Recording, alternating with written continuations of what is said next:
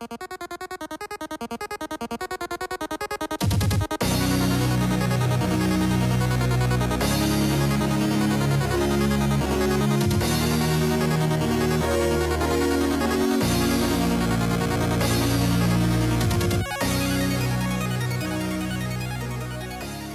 everybody, and welcome back to another One of Everything Wednesdays. I am your host, MrBevers. This week we're back with another news store called CloutsnChara Incorporated. Now this was an interesting one because when I looked it up online, it looked more like a sports hobby store than anything. But then I did notice that they did have some photos of a secondary counter where they had a bunch of Magic stuff. When I went into the shop, they did have stuff on the shelf for Magic. They had, I think about, I would say, somewhere between like 9 to 10 packs. And I was like, okay, I mean, like they've got some stuff. They had a box of Fifth Dawn on the shelf that was sealed still. And I was like, maybe I buy it, maybe I don't. I asked how much they were looking for it, and it was a little too steep for me, so I didn't buy it from them.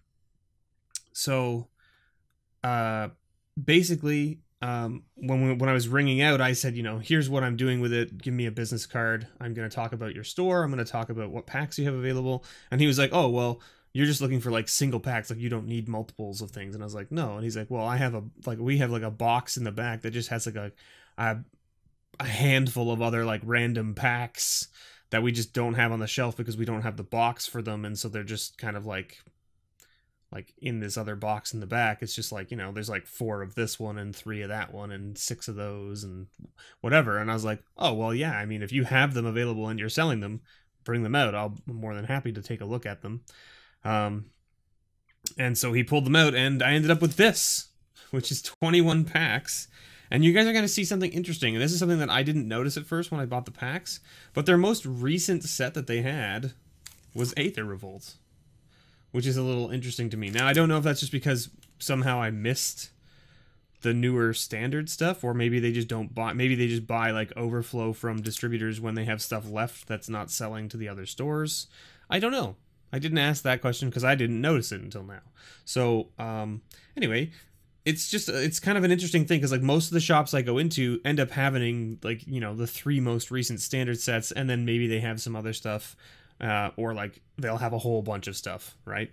And these guys have a whole bunch of stuff, but not the most recent stuff, which is kind of an interesting thing, but also not necessarily a bad thing because I mean, like, you're gonna get some pretty cool older stuff here. So like, let's just take a look at what's available from CloutsnChara right now, and that is Aether Revolt, Eternal Masters, Shadows over Innistrad, Modern Masters 2015, Khans of Tarkir, Dragon's Maze, Gate Crash, Core Set 2013, Dark Ascension, Innistrad, Core Set 2012, Mirrodin Besieged, Shadowmoor,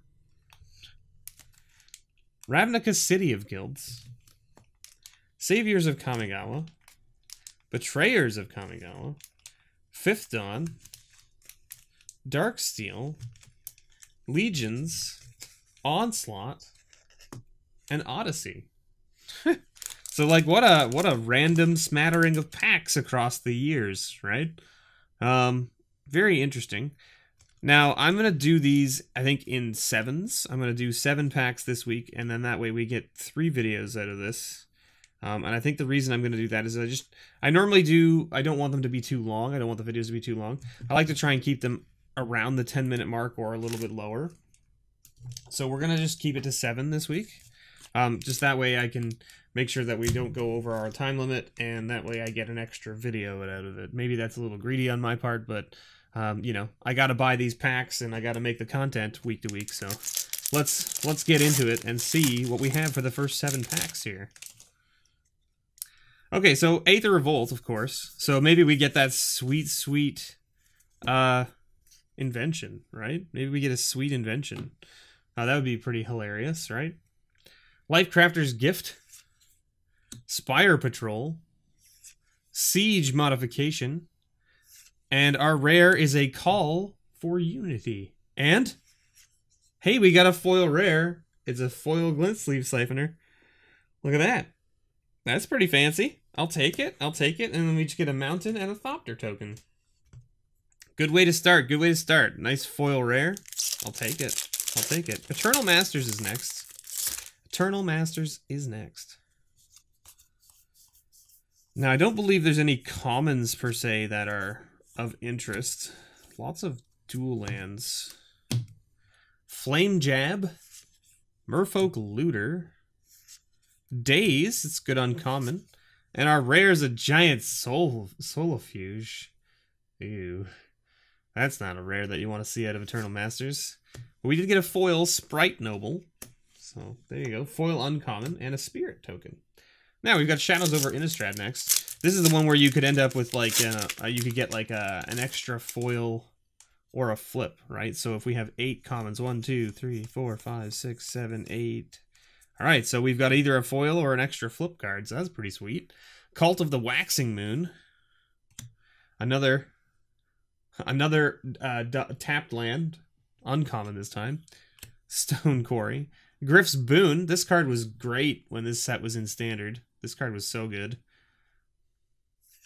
And our rare is a Slayer's Plate. There you go, a little 4/4/+2. And then if it dies, if it was human, put a 1/1 White Spirit.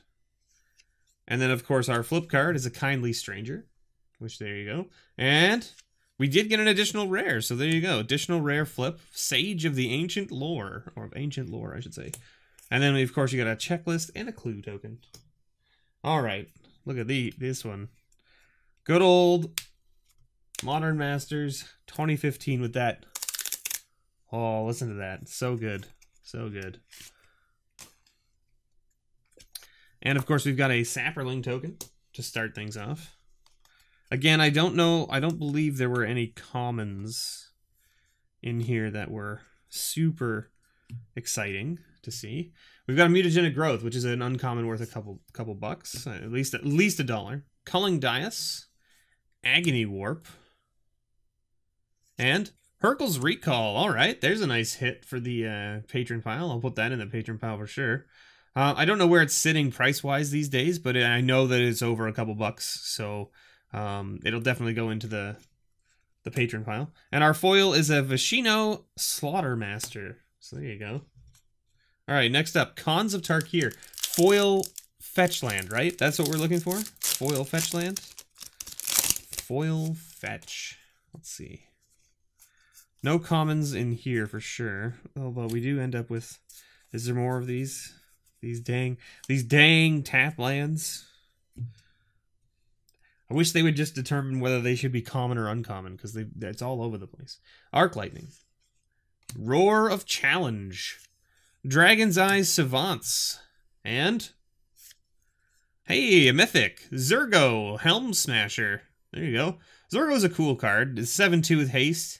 And he attacks each combat if able. And he's indestructible as long as it's your turn.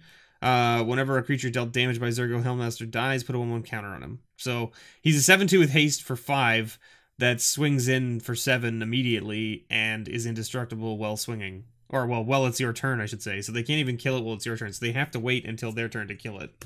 So it's swinging in for 7 no matter what on the first turn. And there's not much they can do about it unless they can exile it at instant speed. That's essentially the only thing they could do. Dragon's Maze is next. We've got a sweet, sweet chance at, a shock land in the land slot. And then also, we've got a couple split cards that are interesting. And then we've got, like, Voice of Resurgence, I think, is the big hit out of this set still. Gruul War Chant.